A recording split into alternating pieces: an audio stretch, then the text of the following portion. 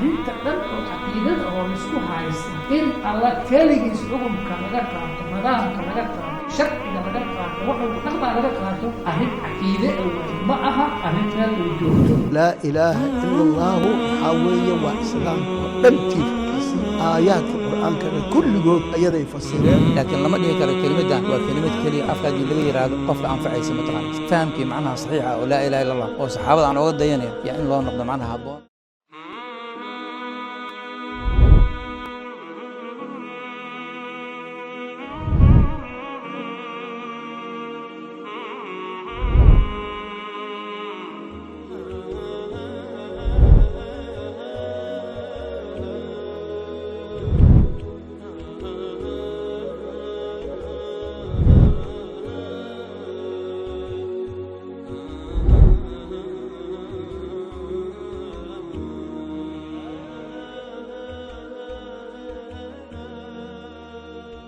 بسم الله الرحمن الرحيم الحمد لله رب العالمين والعاقبة للمتقين ولا عدوان إلا على الظالمين صلى اللهم على محمد وعلى آله وصحبه وسلم أجمعين أما بعد السلام عليكم ورحمة الله وبركاته كسو دواد داوديال ومركلة برنامج كيني كلان كجمعة أن كفلان قينيني حالة بلشوين كعالم الإسلامي ay ku sugan yihiin iyo heerka ay tageen ee aan horay u soo tilmaannay ayaan waxaan falanqaynaynay dariiqadda lagaga bixi karo oo cisigii iyo karaamadii loogu noqon karo ayaan falanqaynaynay xalaqadeennii hore waxaan ku soo tilmaannay macnaha laa ilaaha ila allah iyo siduu u mug weyn yahay sidoo kale waxaan soo tilmaannay sida nabiga calayhi salaatu wassalaam dacwadiisii juhdiga uu geliyey iyo ahmiyadda uu saaray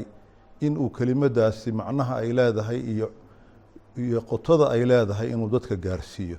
waxaan kaloon soo tilmaannay mowqifkii ama waxaa weeye meeshii ay ka istaageen jaahiliyadii waqtigaa nabiga calayhi salaatu wasalaam lasoo diray dacwadii nabiga calayhi salaatu wassalaam ee aadka u adkayd haddaba waxaan rabnaa caawa inaan wax ka tilmaanno kelimadaasi aadka u muga weyne sidee bay u saamaysay saxaabada ridwaanullaahi calayhim dowr intee la eg bayse ka gudatay ayaan rabnaa inaan ku falanqayno caawa xalaqada waxaa igala qeybgalaya doctor cabdullaahi sheekh doon cabdi ustaad cabdirashiid sheekh maxamed abubakar doctor cabdiraxmaan daahir aweys iyo doctor cismaan cabdulla rooble dhammaantiin soo dhowaada xalaqada waxaa noo daahfurahaya ustaad cabdirashiid ku soo dhowow ustaad bismi illaahi araxmaan araxiim الحمد لله رب العالمين والصلاة والسلام على أشرف المرسلين سيدنا محمد وعلى آله وصحبه وسلم أجمعين سيدو ولالك عبد الله أمارت يعني وكفر محوها على قضاء وحاربنا أن معناها وحاول وحكرنا صحابة رضوان عليهم مركي كلمة دان معناها رميان سيدا نورش هذا معناها نورش هذا سيء بدلش سيدو وكلا وحاربنا أن معناها وحكت المعنى كلمة دان إيضا مركي معناها وحاول قاتين ma waxay macnaha maarta u arkayeen kelimad uun macnaha afka laga yiraahdo oo aanan macnaha noloshooda ku lahayn mataqaanaa macnaha wax isbedela sidoo kale ma waxay ahayd kelimad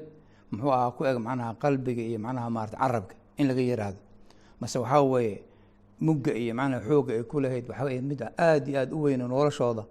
min alif ila alyaa macnaha bedeshay oo noloshooda mataqaanaa waxaa ka dhigtay mid muxuu ahaa maartay inqilaab ama macnaha isbedel oo waxaa weeye aan suurtagal ahayn in macnaha uu ku dhaco ilaa kelimadan waxay ubaarsan tahay macnaha awgeed ayaa saas macnaha ka dhigay haddii aan fiirino marka waaqicii uu nabiga calayhi salaatu wasalaam uu kelimadan kula yimid oo carabta ahaa waxaan arkaynaa inay muxuu aha carabtu aad iyo aad dad u kala tagsan oo aan macnaha waxaa weeye islaynaya oo waxaa weeye macnaha xoolaha iska dhacaya inay macnaha ahaayeen iyadoo cawaamisha keeni karta inay macnaha dad macnaha isku duuban oo waxaa weeye ummad ah iyadoo cawaamishaas ay aad iyo aad mataqaanaa macnaha u ahayd mid macnaha mutawafir oo waxaa weeye ku dhammaystiran haddana waxaan arkaynaa maadaama caqiide macnaha midaysa aysan jirin inay ahaayeen dad mataqaanaa aad iyo aad u kala tagsan oo aad iyo aad mataqaanaa col iyo muxuu ahaa inay wax iska dhacaan inay macnaha waxaa weeye iyaga isboobaan baa macnaha u ahayd mataqaanaa dhaqan halkaasuu macnaha islaamka mataqaanaa waxaa weye uu ka qaaday markaasuu wuxuu ka dhigay khayra ummatin ukhrijat linnaas runtii yani aayadda mataqaana markaan fiirino yani dalaalada ay leedahay ilahay ma dhihin khayru ummatin ukhrijat lilmu'miniin ma dhihin ukhrijat linnaasi khayru ummatin ukhrija macnaha ummadda oo macnata loo soo saaray saxaabadu waa basharka oo dhan weeye basharka oo dhan baa ilahay u soo saaray oo macnaha khayriyadaas ay u xumbaan xataa dadkii aan rumaynin waxaa weeye islaamka cadligiisii iyo amnigiisii ayay mataqaanaa waxaa weye yay dugaarsadeen oo macnaha ku raaxaysteen waana ognahay dadkii mataqaanaa muslimiinta macnaha noola hoostooda oo ahli kitaabka ah oo yuhuudiya nasaare ahaa maarata markii macnaha waxaa weye islaamka macnaha waxaa weeye ay yani maarata ku hoos noolayeen muddo macnaha dheer waxay ku noolaayeen nabadgelyo iyo ammaan iyo macnaha iyagoon xuquuqdooda aan marnaba la taabanayn taasina waxay ahayd mataqaanaa midda ilaahay uu ku tilmaamayo ukhrijat linnaas haddii marka aan fiirino muxuu ahaaye waxyaabaha shirkiyaadka ee macnaha dhex yaalay muxuu ahaa carabtaas wax badan baa macnaha oo shirkiyaad dhex yaalay laakiin kutubta oo hadda taariikhda ka hadlaysa oo mustashriqiinta macnaha ay qoreen ama macnaha ardaydooda waxay ka dhigayaan muxuu ahaa shirkiga jiray keliya inuu ahaa asnaam iyo axjaar la caabudo saas daraaddeed mataqaanaa in fatradii macnaha oo jaahiliyad ay dhammaatay wixii ka dambeeyana mataqaanaa macnaha aan jaahil lagu tilmaami karin waana macnaha waa marin habaabin dadka la rabo in la marhabayo laakiin waxaan rabnaa waxyar inaan ka tilmaano macnaha asnaamtii ama macbuudaadkii jiray la caabudayay ma ahan mataqaanaa axjaartaas keliya waxay caabudayeen muxuu ahaa qabiilka oo qofku macnaha hadduu qabiilkiisa uu macnaha uu gardaran yahay wuu garab istaagaya mataqaana xaq wa baatilan nabiga calayhi salaam unsur akhaaka dhaalim oo madluuman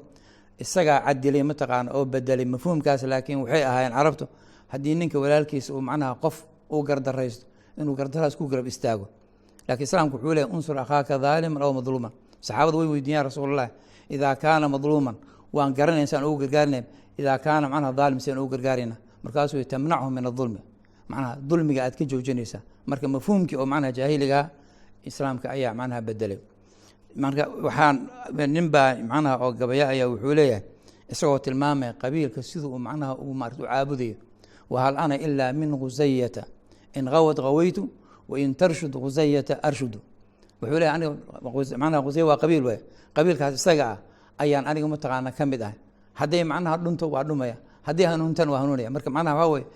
qabiilka wuxuu ahaa maaragtay sanaman yucbadu min duuni illah sidoo kale alcurfu walaabaa walajdaad yani waxay ka soo dhexleen mataqaana aabbayaashii iyo awyaashiina waxay mataqaanaa curfi oo macnaha ilaah macbuud ahaa oo aan mataqaana waxaa weye aan la dhaafi karin walidaalika qur-aanka markuu macnaha la yimid towxiidka macnaha nabiga calayhi salaatu wasalaam wuxuu leeyahay qur-aanka waidaa qiila lahum ittabicuu maa anzala allah qaaluu bal natabicu maa wajadnaa caleyhi aaba'ana yani haddii macnaha la yihahdo waraaca ilaahi subxana watacala wuxuu idiin soo dejiyey waxay leeyihin qaaluu bal natabicu maa wajadnaa caleyhi aaba'ana marka arrintaas iyada naftigeeda ma ahan mataqana iska wax sahlan waxaa weye qofka hadduu wax ka dhigto macnaha manhaj iyo diin iyo dhaqan macnaha wuxuu noqonayaa shay macnaha macbuud min duuni illahi subxana watacaala sidoo kale waxaan arkaynaa carabta in macnaha shahawaadka iyo waxyaalahan oo maaragtay khamrada iyo waxyaalahan maaragtay muxuu ahaa dumarka iyo inay macnaha ku aafaysnaayeen marka sidaas daraaddeed yani macnaha qofka shahawadiisa ayuu caabudaya afara'ayta man ittakhada ilaaha hawaahu afa anta takuunu caleyhi wakiila macnaha hawada macnaha waxay noqonaysaa macbuud min duuni illahi subxana watacaala saasayna macnaha maaragtay qofka khamrada iyo mataqana waxa fasaadka ayuu muxuu ka dhigan jiray mataqaanaa shay uu ka dambeeyo maarata iyadoo arrimahaasoo ay jiraan ayaa haddana waxaan arkaynaa quraysh iyo qabaaisha waaweyn inay macnaha iska lahaayeen mataqaanaa macnaha yani wax la yiraahdo inay macbuud macnaha u ahayeen carabta inteeda kale walidaalika qur-aanka waxaan ku arkaynaa macnaha maarata qadiyat macnaha nasi oo ah in bilihii mataqaana oo maarata afarta ah ilaahay uu xarimay in la dagaalamo inay macnaha ku samayn jireen wax la yiraahdo tabdiil iyo taqyiir yani bishan macnaha maarata waxaa weya shahr macnaha rajab waa bil macnaha maarata min ashhur alxurmi arbaca marka waxay rabaan bishaa inay dagaalamaan maxay sameeyeen bishaas intay macnaha bedelaan bay waxay ka dhigaan bil macnaha maarata macnaha xalaala bisha ka dambeysa oo macnaha maarata macnaha ama shacbaana ama macnaha mataqaana macnaha bilaha ka dambeeya ayay macnaha ka dhigaan bishii macnaha muxaramkeed saas daraaddeed bu ilahi wuxuu leeyahy inama annasii'u ziyaadatun fi lkufri yudalu bihi aladiina kafaruu yuxiluunaha caaman wayuxarimuuna caaman liwaatiuu ciddata maa xarama allah macnaha bilihii maxay rabaan in 4 bilood ka dhigaan laakiin iyagaa rogrogaya xasba ahwaa'ihim sidoo kale mataqaana waxaan arkaynaa macnaha waxyaalaha ay caabudi jireen waxaa ka mid ahaa inay macnaha caruurtooda ay leyn jireen oo macnaha u leyn jireen mataqaana imaa bisababi alfaqri aw macnaha masalan alkhawf min alcaar in macnaha cabsi ay ka baqayaan macnaha faqri ama macnaha in lagu ceebay markii gabar loo dhalo gabadha waa la dilaya waxaasna macnaha shurakadooda ayaa macnaha u waxyoonaysa sidoo kale beerihii iyo mataqaana ancaamtiina sidaasoo kale intay macnaha oo la dhaqmiyeenoo ilaahay bay macnaha qaar siinayeen, qaarna macnaha asnaamtooda wixii ilaahay ay siiyeen mataqaanaa macnaha waxaa weye ma gaarayo mataqaana. marka waxay yani waxaan ka wadaa famaa kaana lishurakaaihim falaa yasilu ilahi wamaa kaana lilahi fahuwa yasilu ila shurakaahim saa maa yaxkumuun. macnaha yani waxaa weye iyaga xasba ahwaa'ihim bay mataqaana waxaasoo dhan ku sameynayeen. marka islaamka markuu u yimid saxaabada ridwaan calayhim oo arrimahan oo dhan aan soo argan ay ku jireen, waxaa weeye wuxuu ka dhigay umma muwaxida oo ilaahi subxaanahu watacaala towxiidkiisa macnaha ku toosan. sidaa daraaddeed noloshooda macnaha waxaa ku dhacay isbeddelkaasi macnaha aan arkaynay inuu qofka mataqaanaa waxaa weeye shaksi kaluu noqonaya, yani yuuladu miilaadan jadiid. qofka macnaha waxaa weeye qofkii aad taqaanay ma ah. hadda markuu laa ilaha illa yirahdo waxaa weye wuxuu ka soo baxayaa wixii jaahiliyada ku jiro dhan, wuxuu usoo baxay ilaa tuhur alislaam. marka midaas waxay tilmaamaysaa kelimadan inay ahayd kelimad macnaha madluul iyo macnaha muqtada leh oo noloshooda aada u saameysay, nolosha bedeshay. laakiin lama dhihi karo kelimadan waa kelimad keliya afka haddii laga yiraahdo qofka anfacaysa mataqaana. saas daraaddeed waxaan leenahay dadka fahamkii macnaha saxiixa oo laa ilaha illa allah oo saxaabada aan oga dayanayn yaa in loo noqdo macnaha habboon. taasaana dadka ugu yeerayna, maxaa yeelay kelimadan waa kelimad ilaahay subxaanahu watacaala uu macnaha ku tilmaamay inay tahay miftaaxu ljanna wa miftaaxu lislaam. islaamka mataqaana furihiisa waa laa ilaha illa allah. marka furahaas ma noqon karo wax kelimad macnaha ku eg. billahi tawfiiq. macnaha haddaan waxyar waxaa ka muuqata waxyaalaha hadda dadka mustashriqiinta ama ay badanaa adduunyada maanta lagu hayo, waxaa la rabaa in loo ekeysiiyo badanaa bini aadanka waxa bedelaa inay tahay macnaha waxyaala dhaqaale iyo arrimo noocaas oo kalea. laakiin arrinta aad ku bilowdo ahay nimankani iyagoo wax kasta oo midayn karay ay yaaleen, hadday luqad tahay, hadday dhaqan tahay, hadday muxuu haddana dadkaa kala tagsanoo shaqada isku lahayn keliya markay kelimadaas rumeeyeen waxaa weeye ummad midaysan bay noqdeen. macnaha kelimadaasay isugu yimideen oy ummad wada jirto oo walaala ah oo sida ilaahay qur-aankiisa ku sheegay ay noqdeen. macnaha meeshaas waxaa laga garanaya marka kelimadu ma aha erey inta la dhaho layska tago, laakiin waa wax qofkan inay bini aadanka wax ka bedasho ay rabto.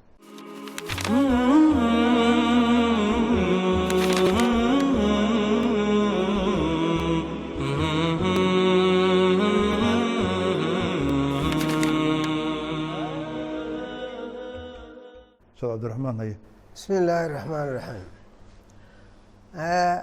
aalihadaas ama ilaahayaalkaas ama rabbiyaalkaas ay caabudi jireen carabtii laga soo dhex saaray nabiga caleyhi isalaatu wasalaam, ay ka mid ahayd asnaam ay caabudayaan, ictiqaadka inay aaliha yihiin ay ku hayaan ay saa ku caabudhayaan, cibaadaad iyo shacaa'ir iyo qurubaad ay bixinayaan oo saa ay ku caabudayaan. niman zucama ah ama mashaaikhdii qabaa-isha madaxda ka ahaa ay ka mid yihiin arbaabta ay caabudahayaan oo itibaac ay ku caabudahayaan, raacitaan ay ku caabudahayaan. hawadiisa iyo shahawaadkiisa uu caabudayo oo raacayo, hawadiisa waxay u meerayso ou raacayo, saa uu ku caabudaa. laa ilaaha ila allah markay qaateen, wax allaale wixii aaliha ahaa oo caabudayo shala ku xirnaa ayaa hoobtay oo dhulka ku hoobtay. alla keliyay ka soo reebtay laa ilaaha ila allah. wuxuu jiritaan u rumaysan yahay qofkii qaatay waa alle. wuxuu u rumaysan yahay inuu hogaamiye yahay oo noloshiisa hagaya waa alle. wuxuu ku hagayana waa laa ilaaha ila allaahu iyo wixii ka dhalanaya oo ay miftaaxa u tahay. yacni haakada hawadiisa ma aha midda wax u meerine oo amar siine oo wax ka reebe ee waa alle. wax allaale wixii aaliha ah oy shalay caabudahayeen intaysan dhihin laa ilaaha ila allah ayaa markay yidhaahdeen laa ilaaha ila allaahu yacni waxaa weeye hoobtay cibaadadiiay kala noqdeen. allay siiyeen,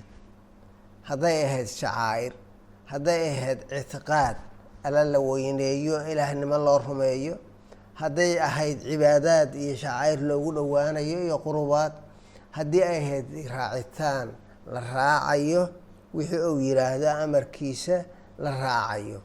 alaa lahu alkhalqu waalamr, khalqigii sida u lahaa amarkii asagaa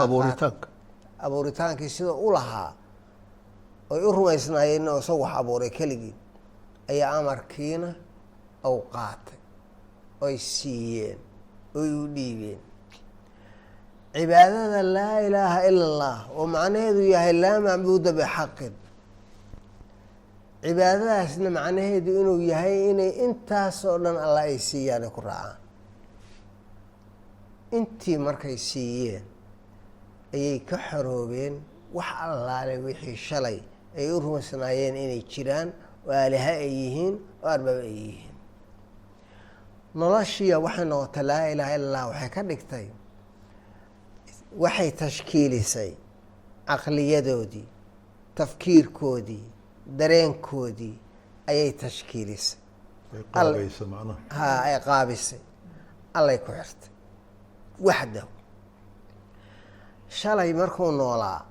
wuxuu u noolaa intuu nool yahay keliya, uu ka fakeraayay. markuu dhinto kadib aayad dambe iyo wax ka dambeeya ma jirin uu ku fakeraayay. laa ilaaha ila allah waxay siisay mustaqbal aada u dheer oo fog,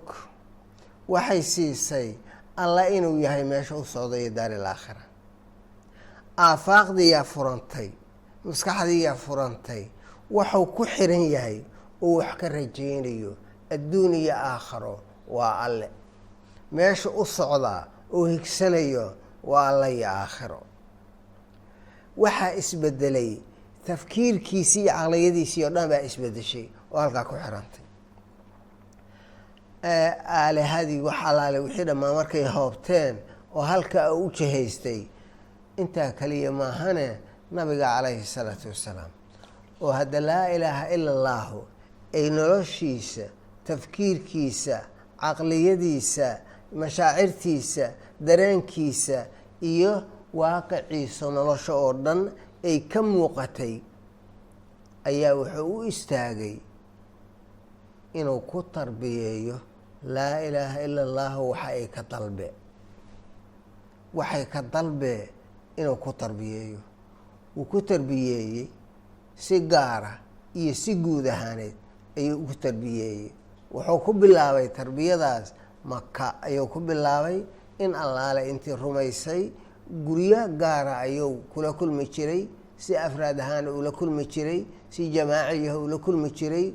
ay ka mid tahay gurigii arqam ibni abil arqam oo u dhowaa kacbada oo kula kulmi jiray oo ku tarbiyey jiray laa ilaaha ila allaahu iyo qiyamka ay wadato, akhlaaqiyaadka ay wadato ayuu ku tarbiyeynayay. tarbiyadiisi u waday madiinow la yimid, wuu ku tarbiyadii u waday ilaa uu ka soo saaro khayra ummatin ukhrijat linnaasi ah. saasay ku soo baxday. kufrigii iyo cibaadaadkii iyo waxay caabudayeen, waxay qalbiga ka caabudayaan maahayn. waxay qalbiga ka caabudayeen, afka ay ka caabudayeen,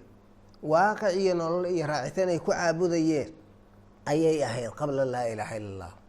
laa ilaaha ila allahu haddii la yidhaahdo waa qalbiga kaliya, ictiqaad ay bixinaysaa qalbiga ku eg. haddii sidaas la yidhaahdo waaqicoodii sooma jarteen, kama aysan soo reebteen, qabaa'ilkii wixii iyo zucamadii ay daba socdeen. yacni waxaa weeye cibaadaadkii wixii ay raacayeen, qurubaadka ay bixinayeen kama soo jarteen. haddii ay tahay wax afka keliya laa ilaaha ila allahu laga yiraahdo oo intaas maaragtay wax ku bedelee. calaa kulli xaalin laa ilaaha ila allaahu waxay noqotay asaaska wax lagu dhisaayo, nolosha lagu dhisaayo, tajamuca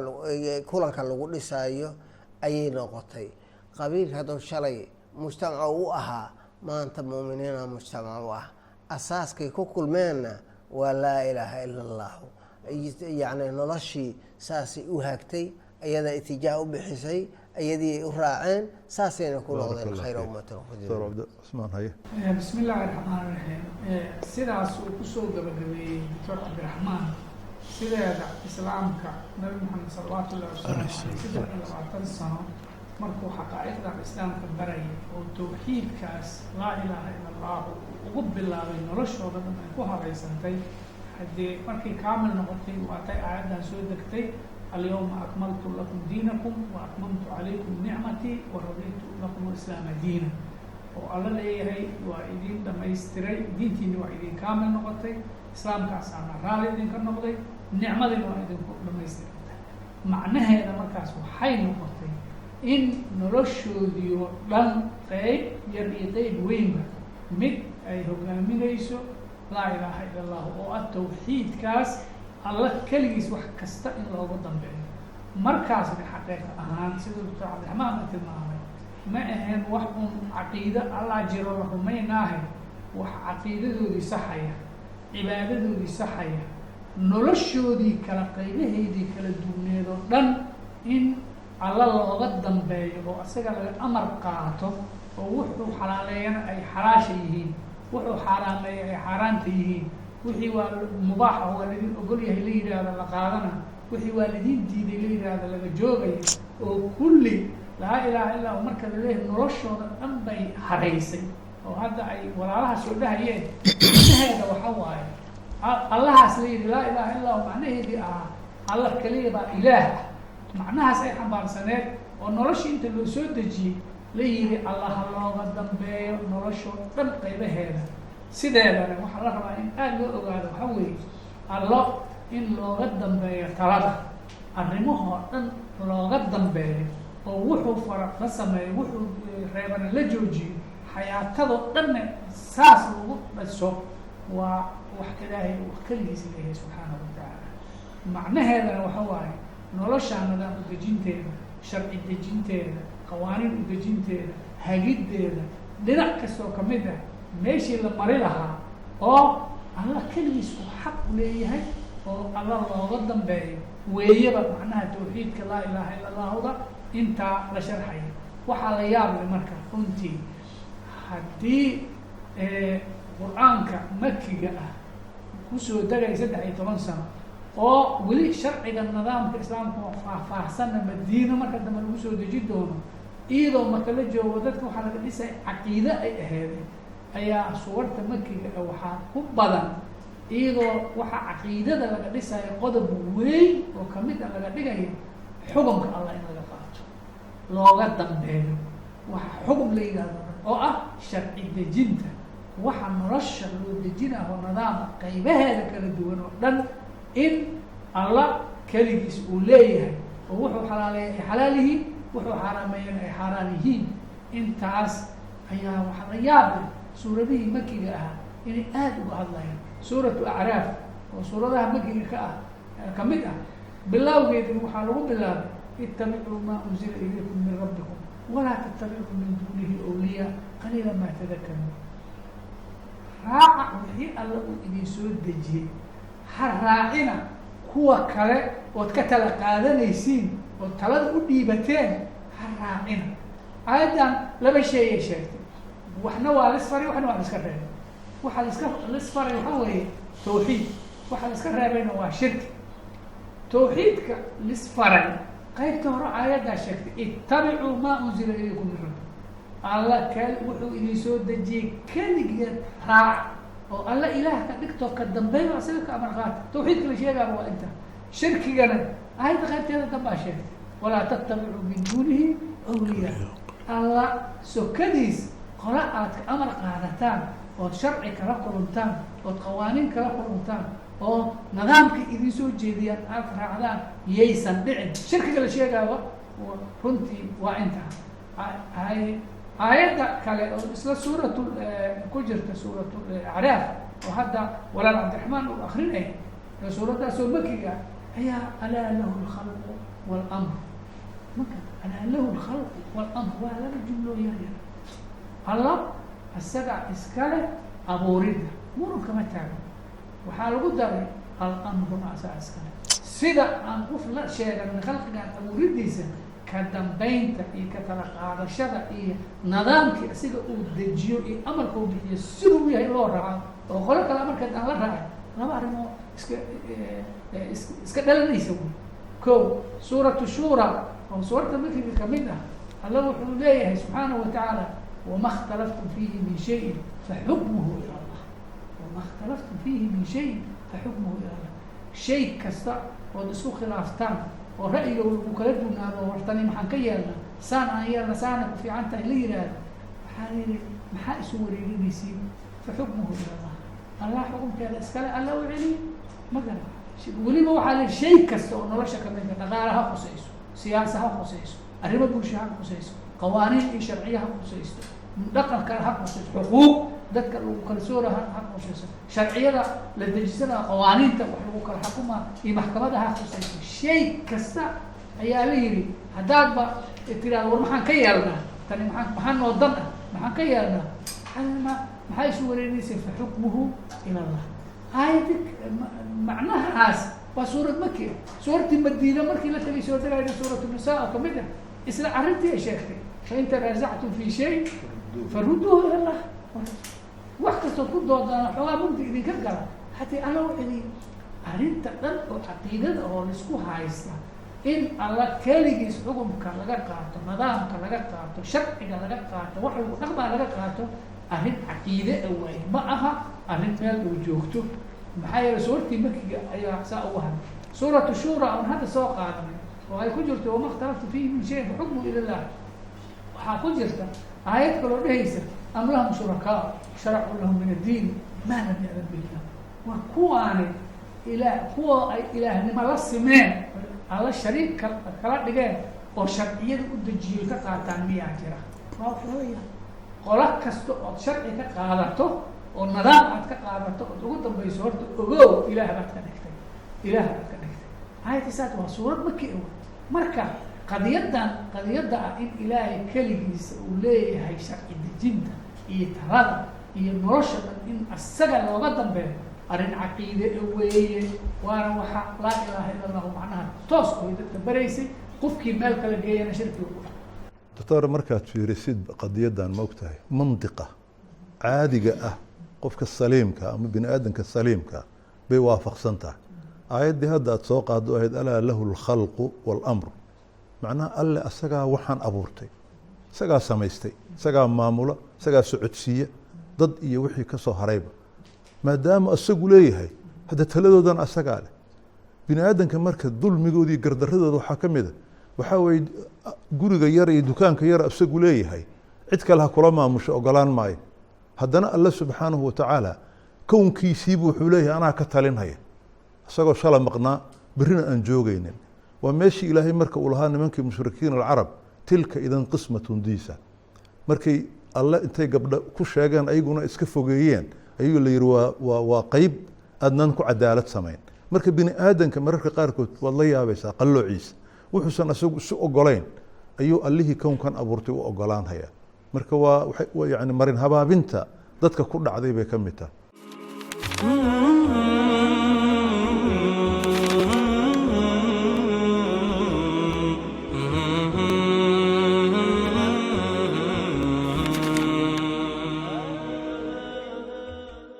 تفضل دكتور. بسم الله الرحمن الرحيم sida walaal cusmaan uu soo sheegay arrintan sideedaba dadkana inay fahmaan ay gaayat alahmiya tahay waxaa weeye kelimatu tawxiid oo ah kelimadda ilaahay subxaana wa tacaala ugu talagalay in koonkan ay bedesho oo inqilaab ay ku samayso oo xayaatada inta ayan bedelin xayaatada dadka inay caqiidadooda ay bedesho caqiidadaasoo ay ku dhisayso in koonkan allah uu abuurtay allahna maamulayo waxa kaloo jirana ay addoommo ayaga lamida inay yihiin taasaa marka awaamirtaas aayaadkaas cadcad ay sheegayaan bay ku dhisan tahay oo dadka laga saxay waxaan ku dari lahaa walaal cusmaan aayaadka uu akhriyey aayaad ku jira suuradda la yidhaha suuratu ancaam ilaahay wuxuu leeyahay subxaanahu watacaala afagayra allahi abtagiya xakama waa tacajub waay la yaab wey war afagayra allahi abtagiya xakama ilaahay keyrkiis miyaan xakam ka dhiganaya ma ilaahay keyrkiisaan tale u dhiibanaya ma ilaahay keyrkiisaan tala ka qaadanaya wa huwa aladii anzala ilaykum اlkitaaba mufasalan ayada oo kitaabkii la kala dhigdhigay oo wax walba muxuu ahaa oo bini aadam u baahan yahay lagu caddeeyey ilaahay koonkan abuurtayna oo u kala tafsiiliyey miyaa la raacya waxaa weeye waa wax lala yaabo wey waa wax bini aadamka caqliga le ku kalifaya inuu arrintan dul istaago arrin la yaab la wey iyada oo ilaahay subxaanahu watacaala muxuu ahaa ay og yihiin inuu yahay allihii koonkan oo dhan abuurtay inay xakam ka dhigtaan wax asaga ka soo haray waa wax la yaab leh weliba intaas waxaa lagu sii daray kitaab ayaa loo soo dejiyey mufasal ah kala saarsaaran oo kala dhigdhigan oo wax laga tegay aysan jirin ayaa maaragtay muxuu ahaa ilaahay subxaanahu watacaala u soo dejiyey weliba ilaahay wuxuu leeyahay watamat kalimatu rabbika sidqan wacadla laa mubadila likalimaatih kelimada allah subxaanahu watacaala way taam noqotay maxay ku taam noqotay sidqan iyo wacadlan laa mubadila wax bedelayana ma laha marka meeshaas dadkaas aayaadkaas lagu soo dejiyey buuraha looga dejiyey muctaqadaadkii faasidka ahaa ay aaminsanaayeen looga dejiyey ayaa horta dadkaas hadda la sheegay noloshooda ra'san calaa caqib inay isku bedeshay aayaadkaasaa bedelay noloshoodao dhan bedelay xayaatadooda bedelay aayaadkii waa akrinaynaa leyla nahaar limaada maxay noo bedeli lada maxay xayaatadooda xayaatadeena say xayaatadii ay jamaacadaas ay u bedeshay limaada xayaatadeena aayaadkaas u bedeli layihiin afa kayra allahi abtaqii xakaman maxaan xakam uga dhiganaynaa wax alla ka soo haray subxaanahu watacaala iyadoo kitaabkii korkeena yaala waqad anzala calaykum wahuwa aladii anzala ilaykum اlkitaaba mufasalan aa layidhi war kitaabkii oo mufasala noo yaala limaada aan wax kale u qaadanayna haddaan alla rumaysannahay haddaan kelimadaas rumaysannahay haddaan laa ilaaha illa dadka ugu jahlisanaa oo maantay hadda jahli meesha caalamka marayo meel 100 jeer ka shishaysa marayay ayaa markay aayaadkaas arkeen xayaatadoodii dhammeed noloshoodii dhammeed wax alla waxay aaminsanaayeen oo dhan ayay saas u bedeshay intaa keliya maahane xataa iyadoo walaal cusmaan saw u sheegay aayaadkaas waxaa weeye suwar makiya oon ognahay caqiide keliya inay ka hadlayaan ayaa xukumkii laga hadlaya xukum iyo dowlad islaam iyo maalintaas lama dhisin waan ognahay haddana intaa keliya laguma ekaysane alxalaal walxaraam ha laga hadlay in ilaahay leeyahay subxaanahu watacaala fakuluu mima dukira smu llaahi calayhi in kuntum biaayaatihi mu'miniina laleeyahay wamaa lakum anlaa ta'kuluu mima dukira smu llaahi calayhi waqad fasala qad nazala calaykum maa xarama calaykum macnaha sideedaba ilaahay subxaanahu watacaala waxaa laga dhigay qadaayaadka tashriica inta aan la jideyn ayaa qadaayaad caqiidadii ah qadaayaad towxiidkii ka mid ah oo qofku aslanba ilaahay inuu iska leeyahay oo wax kaloo lala aan lalahayn aanan jirin ayaa laga dhaadhiciyey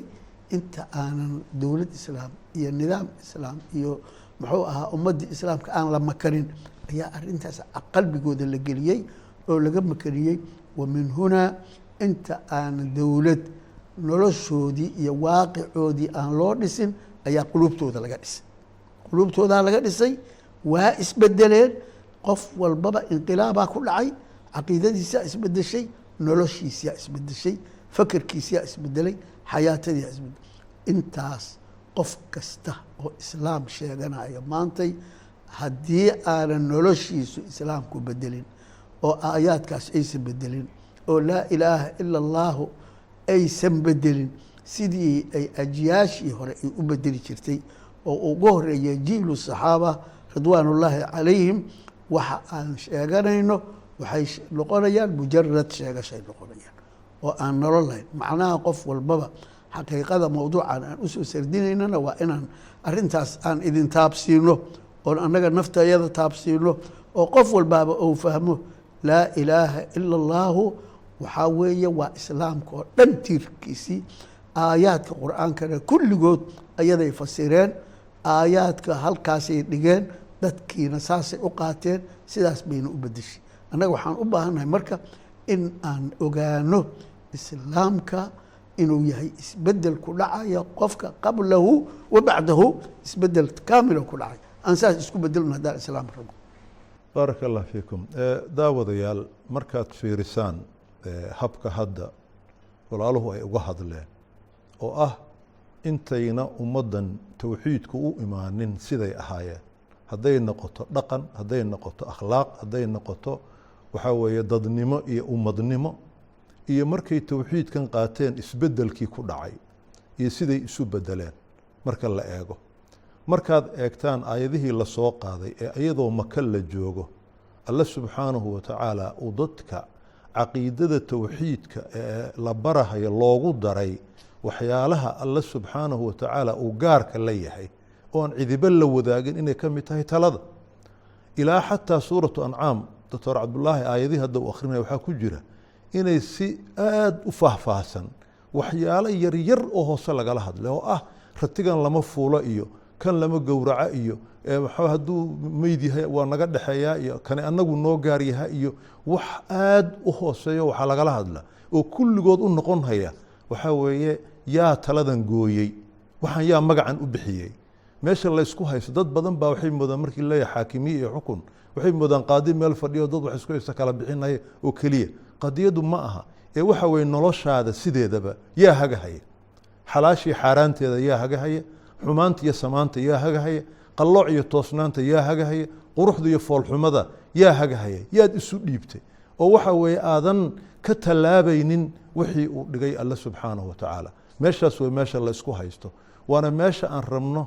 inaad fahamtaan. war kelimadani hadday erey la yiraa tahay waxaa la sheegaa hadda oo siirada ku qoran nin acraabihi inuu nabiga u yimid calayhi salaatu wassalaam, dabadeedna uu yidhi maxaa tahay? markaasuu yihi rasuul baana. maxaa lagula soo diroo dadka u sheegaysa? wuxuu yidhi laa ilaaha ila allah baa layla soo diray iyo inaan rasuulkii allah ahay. ninkaasi maadaama uu yahay nin fitradiisu saliim tahay, luqadana dee waxay macnaha ay socoto yaqaan, wuxuu yidhi kelimadani waa kelimad ay boqoradu ka baqahayaan oy necab yihiin.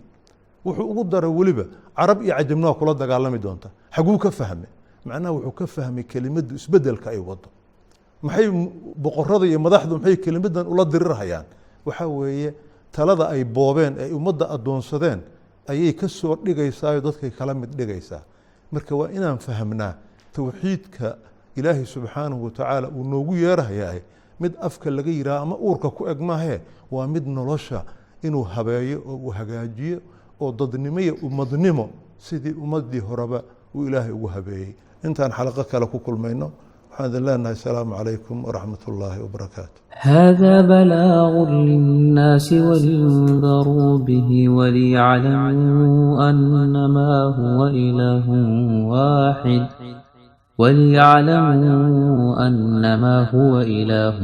واحد وليذكر أولو الألباب.